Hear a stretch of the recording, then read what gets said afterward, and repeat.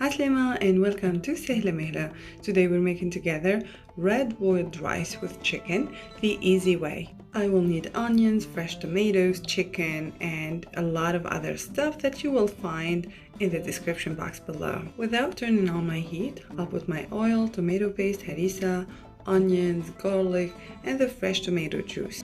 And then I will just add all of my spices, so the salt, the black pepper, the garlic powder, paprika, the table mixture, some turmeric. This rice needs a lot of spices to add a lot of flavors to it.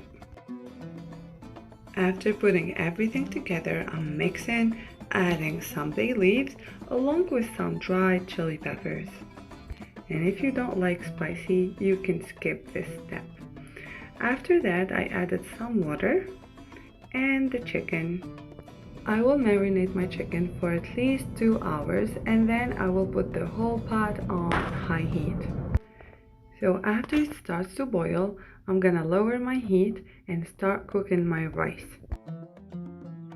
As you can see, my sauce is thick. I do add some hot water, but like little by little. I don't add a lot so it doesn't become runny. My rice. My I'm rice gonna is take here some cold cooked water halfway through. I'm and gonna put it on some top, cold water just on to top prevent so it it from doesn't cooking. finish cooking after draining it.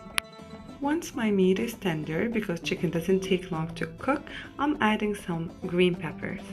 Now comes the last step. I'm taking out all of my chicken pieces and then putting the rice inside. I mix my rice very well in the sauce and then I will cover my pot, lower the heat and let it simmer until the rice is fully cooked. And this is how our recipe comes to an end. I hope you guys like it. If you did so, don't forget to subscribe to my channel.